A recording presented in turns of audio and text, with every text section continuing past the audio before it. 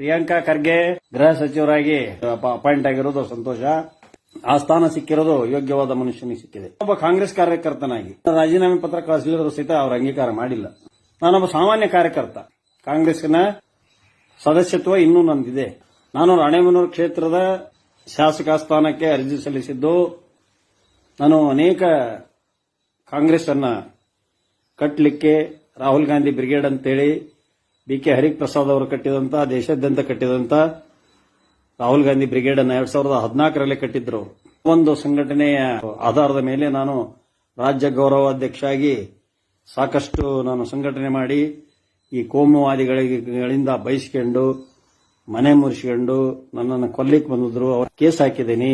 ಅವ್ರು ಯಾರು ಸಹಿತ ನನ್ನ ಸುದ್ದಿ ಬರದಂಗೆ ನಾನು ಮಾಡಿದ್ದೀನಿ. ಇನ್ನೂ ಮಾಡಕ್ ರೆಡಿ ಇದ್ದಾನೆ. ಸರಿ, ಆದ್ರೆ ನಮ್ಮಂತಹ ಕಾರ್ಯಕರ್ತರನ್ನ ಗುರುತಿಸಿ ಈ ಕಾಂಗ್ರೆಸ್ನಲ್ಲಿರ್ತಕ್ಕಂಥ ಕೆಲವು ಹಳೆ ಕಾಂಗ್ರೆಸ್ಸಿಗರು ನಮ್ಮನ್ನು ಮುಂದೆ ಬಿಡೋದಲ್ಲ, ನಮ್ಮ ಬಗ್ಗೆ ಅಪಪ್ರಚಾರ ಮಾಡೋದು, ಇವರೇ ತುಳಿಯೋದು.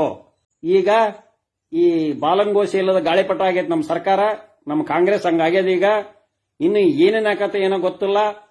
ಇನ್ನು ನಾಂದಿಯಾಗೆಲ್ಲ ಅಧಿಕಾರ ತಗೊಂಡ್ 2 ದಿವಸಗೆಲ್ಲ ಅಲ್ಲ ಅವ ನನಗಾದ ಬೇಕು, ನನಗಿದ್ರ ಬೇಕು, ಸಿದ್ದರಾಮಯ್ಯ ಇದ್ದ ಹಿಂಗೆಲ್ಲ ಆಗಲಿಲ್ಲ.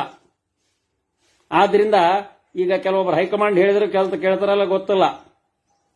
ಆದ್ರಿಂದ this is shows that the weakness of the high command. ಆದ್ರಿಂದ ಇದನ್ನ ಆದಷ್ಟು ಬೇಗ ಹೈಕಮಾಂಡ್ನವ್ರು ಸರಿ ಮಾಡಬೇಕು.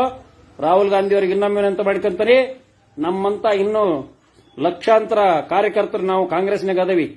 ಕಾಂಗ್ರೆಸ್ನ ಬದ್ಧತೆಗೆ ಆ ಬಿಜೆಪಿಯ ಕೋಮುವಾದಿಗಳನ್ನು ಅಂದಂಗ ನಾವು ಅನಿಸ್ಕೊಂಡು ಇವತ್ತು ಕೂಡ ತಲೆ ಎತ್ತಿ ಅಡ್ಡಾಡ್ತಾ ಇದಾವೆ. ನಾವು ಸೂರ್ಯ, ನಾವು ಗಂಡಸರು, ನಾವು ಕಾಂಗ್ರೆಸ್ಸಿನ ಗಂಡಸರು, ಕಾಂಗ್ರೆಸ್ಸಿನ ಹಿಂದೂಗಳು, ಕಾಂಗ್ರೆಸ್ಸಿನ ದೇಶಭಕ್ತರು ನಮ್ಮಂತರದವೇ.